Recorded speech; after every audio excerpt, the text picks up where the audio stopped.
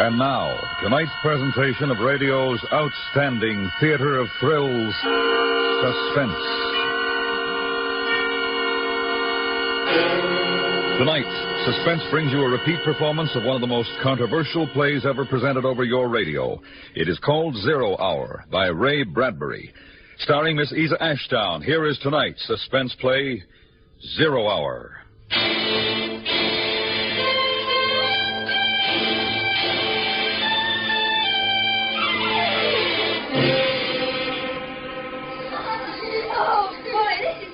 What a game. Such excitement they hadn't known in years. Mink talked earnestly to someone near the rose bush, though no one was there. Then the two little girls, shouting, laughing at each other. Such fun. Such tremulous joy. Mink ran into the house all dirt and sweat. For her few years, she was loud and strong and definite. And her mother, Mrs. Morris, peeling vegetables at the sink, watched with amusement as her daughter threw into a sack old pots and tools and things which were relegated to child play. Oh, my goodness, Mink, what's going on? Oh, the most exciting game ever, just ever. Oh? It's all right, I take these things, Mom. Well, just don't dent them and it's all right. Thanks, Mom, we won't. Bye. All right, dear. Oh, what's the name of the game, dear? Invasion. Invasion? Invasion. And in the garden now, a serious concentration. Mink with an assortment of pots, pans, and wrenches, forks, spoons. And her friend Anna, a little younger, tongue in teeth, taking notes on a pad. This, and this. What's it say next? Wait a minute, Mink. Well, hurry up. 4, 9, 7, A, and B, and X. 4, 9, 7, A, and B, and X. A fork and a string and a hexagonal. A fork and a string and a hexagonal. What do we do next, Mr. Drill? And then Mink talking to the rose bush again. And to her own satisfaction, at least, receiving some kind of answer which she relayed to Anna. Triangle. How do you spell it? Oh, any old way. Doesn't matter. Now write beam. I haven't got triangle yet. Well, hurry. 0 hours by 5 o'clock. We haven't got all day.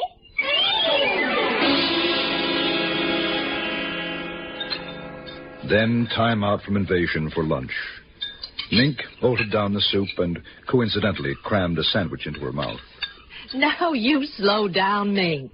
Whatever's waiting will wait a few minutes longer. But I can't. Drill's waiting for me. Drill? Well, that's a peculiar name. Is he a new boy in the neighborhood, dear? He's new, all right. Well, I don't think I've ever seen him. Which one is Drill? Oh, he's just around. You'll make fun. Everybody makes fun. All the kids do. Well, I don't think that's very nice. Is Drill shy? Well, yes, in a way. I don't know. I gotta go now, Mama, if we're gonna have the invasion. Now, you finish your milk, miss. Who's invading what? Martians invading Earth from up there. Oh, I see. And Drill's a Martian? I think so. He's had a very hard time getting here. I should imagine. They couldn't figure out a way to attack Earth. How to get in or something. And Drill says they have to do it by surprise. And even get help from your enemy. Oh, a fifth column, huh? Uh-huh. And all this time they haven't been able to figure out how to attack until one day they thought of children. Well, that was bright of them. And they thought of how grown-ups are so busy, they never look under rose bushes or on lawns. Oh, that's where Drill is now, under the rose bush? Uh-huh, with all his friends, too. And there's something about kids under 11 with imagination. It's real funny to hear Drill talk. Well, it must be. You better run along out if you want to have your invasion before dark. Oh, and bath tonight.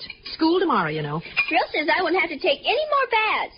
Oh, he does he? And we can stay up till 10 o'clock.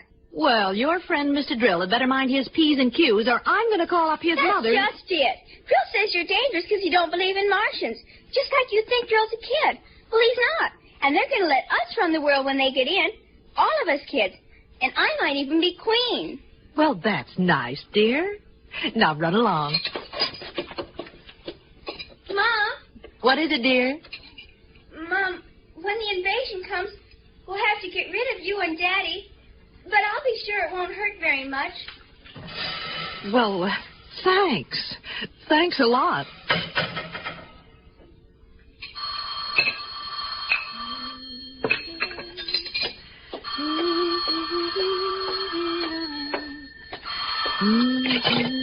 Hello? Hello, Mary. How are things in New York? Oh, Helen, how nice. Are you in town? Oh, no, I'm in Danbury. I was just thinking of you and thought I'd call. Oh, it's long distance, though. You shouldn't. Oh, I can afford 3 minutes. How's Henry? Fine. And Bill? Oh, just fine. What about Mink? Oh, wonderful. Noisier than ever. Oh, she's got a new game now. It's taken the place of hopscotch. Invasion. Is she playing that, too? Well, yes. Are yours? Same thing. Some kind of geometric jacks, I suppose. Isn't it a scream? You know, all the kids their age are playing it up here. Timmy's got a crush on some guy named Drill. I think that's what it is. Oh, it must be a new password. Mink likes him, too. Well, I didn't know it got to New York. Word of mouth, I suppose. You know, kids. Funniest thing, I got a letter from my sister in Boston. She says her kids are playing it, too. It's just sweeping the country. Well, I wonder where they learned it. Don't ask me. All I know is what Timmy told me at lunch. 0 hours at 5 o'clock. When? Today. That's when the invasion's going to be. Oh, these kids and their imagination.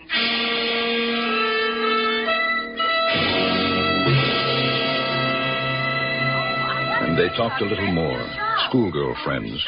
Casual woman talk. But Mrs. Morris was thoughtful.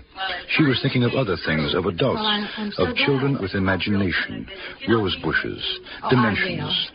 She thought of how much she had forgotten about being a child, and she wondered about Mink and all the kids who were at that moment playing Invasion. A kiss for Mink. I will, and to Bill and the kids. Thanks. Bye. Goodbye.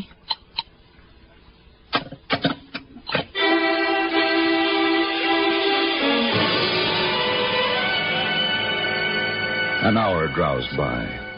It was 3 o'clock. There was an occasional hum inside the coolness of the house as a car passed outside. The street was lined with good, green, and peaceful trees. And all across the city, in other gardens, in other places, children under 11 were excitedly playing a game, talking to rose bushes and grass lawns, trees and shrubs.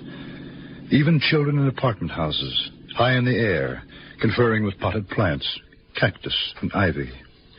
Mrs. Morris finished her housework and went to the kitchen. Oh, hello, dear. Hi, Mom. Can I have a glass of water? Of course, I'll get it. Pi r squared, 47. A over 56 to the 7th degree, x t7. What, dear? Oh, nothing, Mom. Oh, here you are. Thanks. How are things going? Huh? The, invasion. Oh, that. Yes, that. Almost finished. When everything's right, Grill said we should be ready on time. 5 o'clock? That's right. How'd you know? Helen called me from Danbury. She says that, Timmy's playing it, too. Hey, that's keen. I guess all the kids are, aren't they? No, not all of them.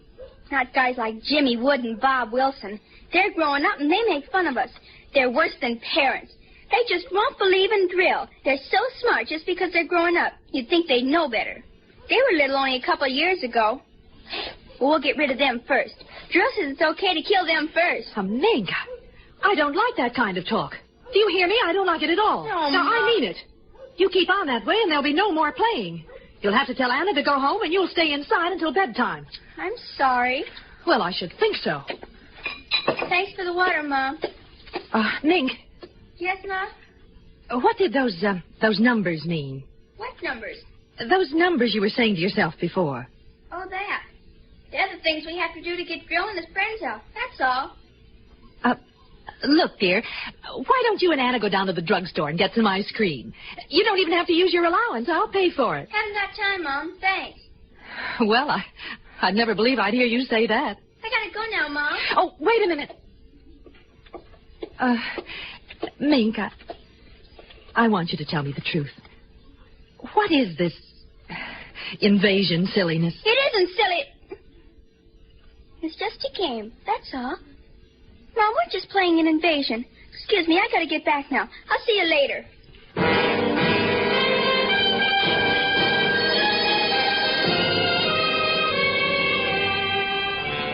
It was a game called Invasion. Mrs. Morris's little girl, Mink, was playing it. So was Mink's friend Anna and all the other children under 11. It was called Invasion, and 0 hour was to be at 5 o'clock. Mrs. Morris was disturbed. She wasn't sure why, but there was something about parents shutting ears and eyes to what was happening. And because she was disturbed, she did something she didn't usually do. She called her husband at the office. Hello, dear. Oh, hello, Henry. I'm sorry to bother you, but Miss Maxon said you weren't busy. Oh, not too. I should be able to get home early today. Everything all right? Yes. You all right? I'm fine. Mink? Oh, she's... Henry. What? Oh, nothing. I just wanted to talk to you for a minute. That's all. Listen, are you sure you're all right? Oh, yes. Mink been getting on your nerves? Not really. Well, you tell her to behave, or when I come home, she and I are going to have a talk. As a matter of fact, she's been a little fresh lately, and I don't think it's good. Well, she's playing outside. She's fine. Honey, is something wrong? Why, no, I told you I was just thinking about you and wanted to talk, that's all. Nothing wrong with that. Not a thing. You go back to your work, dear. I'll see you soon. All right. What time do you think you'll be home? Oh, about 5, maybe a little earlier. 5. Oh. Hey, what? Come on, what? Well, I was just thinking. Nothing really, just Mink and you and me. Goodbye, dear. You are okay, aren't you? Yes, I'm fine. Goodbye. Goodbye.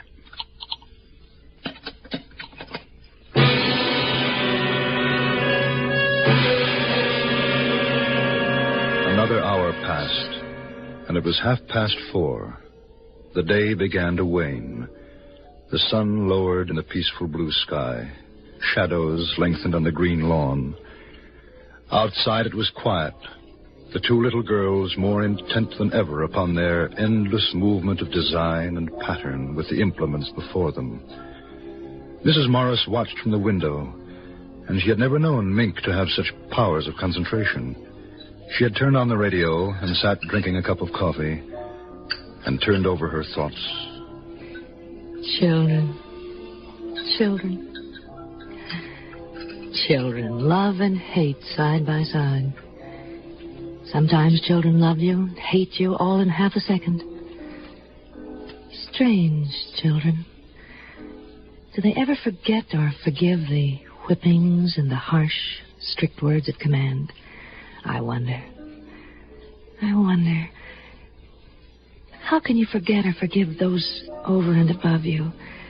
Those tall, silly dictators. Those parents. Mom! Oh, what is it, dear? Have we got a piece of lead pipe and a hammer? Well, I don't know. There might be in the garage. What do you want them for? We just need them. Well, if you tell me what for, dear, maybe I can... Thanks, Mom. Is something wrong?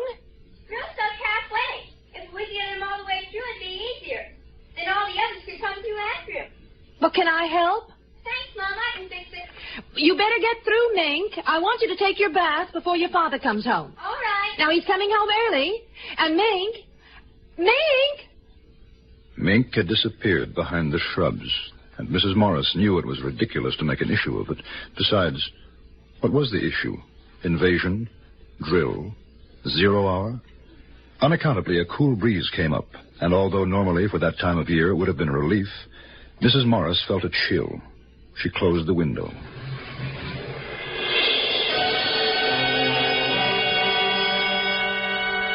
Time passed. A curious, waiting silence came upon the street, deepening. Then from the living room, Mrs. Morris heard...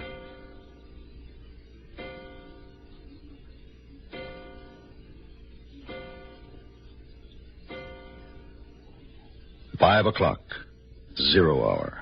It had come, and now it had gone. But was the clock right? And Mrs. Morris, knowing how foolish it was, knowing it, went to the phone and dialed. Oh, silly. It's silly.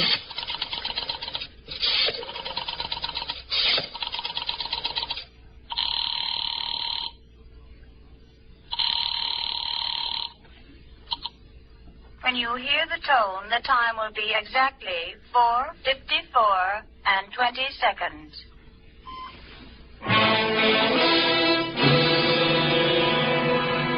4:54 and 20 seconds. And Mrs. Morris knew that it wasn't as silly as she had thought, because it wasn't 5 o'clock yet. Not the 0 hour yet. Then the car drove up into the driveway. Hi, mate. How's it going? Hi, Anna. Hi, Daddy. Bye, Mr. Morris. Got a kiss for your old man? Haven't got time now, Daddy. Well, that's a nice thing. What are you doing? We're playing Invasion. Oh, swell. Your mother in the house? Uh-huh. Okay, be good. I will. 0 hour in a few minutes, Daddy. All right, I'll be ready. Mrs. Morris heard him chuckle. Then he stepped up the walk to the front door.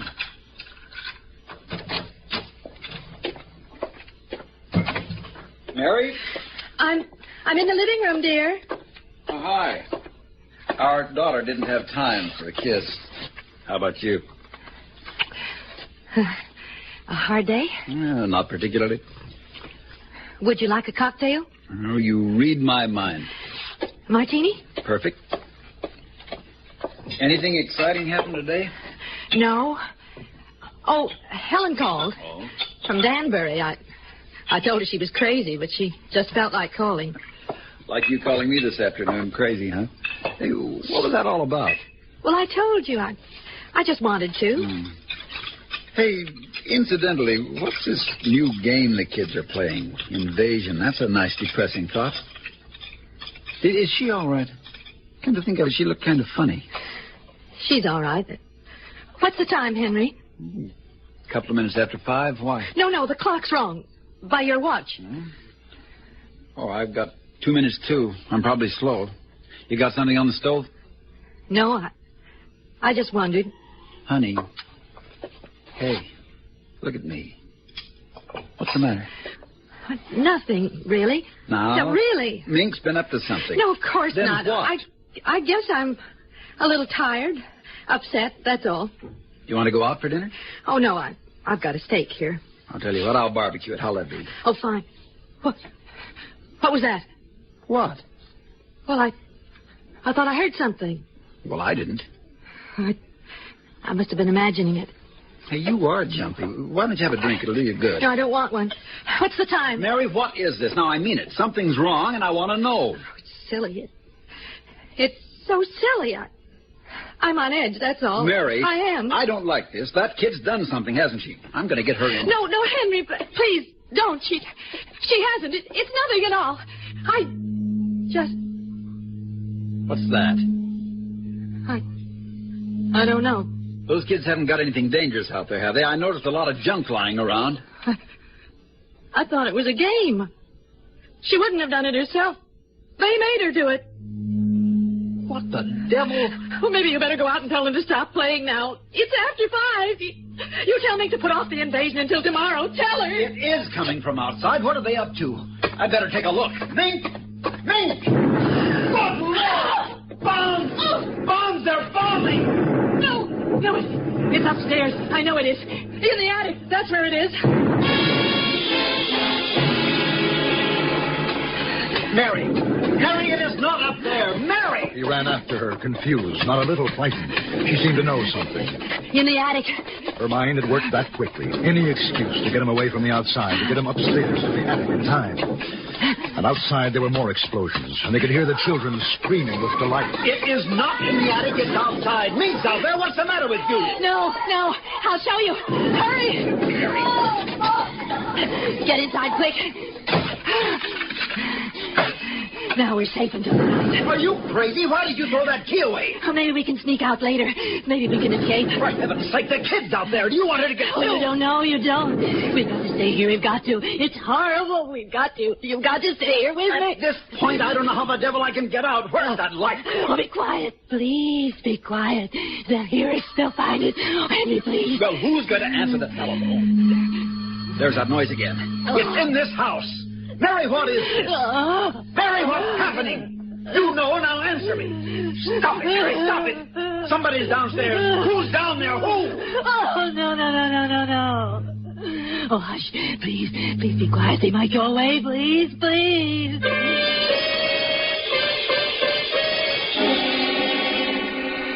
And between his wife's terror and the electric humming from below, Mr. Morris felt a great fear. They trembled together in silence in the attic. Mr. and Mrs. Morris, parents of the little girl. Then they heard steps coming up the stairs. And a voice. Mommy, Daddy, where are you? And a queer, cold light became visible under the door crack. A strange odor and the alien sound of eagerness in Mink's voice was almost more than they could bear. Each wanted to scream. Mommy, Daddy. And another sound. And the attic lock melted.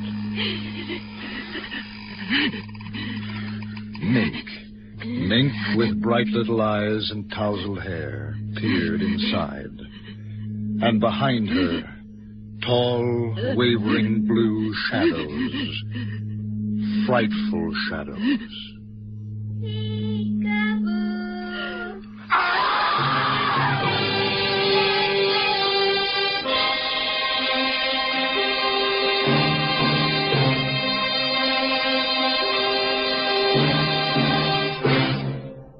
Suspense, in which Miss Isa Ashdown starred in tonight's presentation of 0 Hour.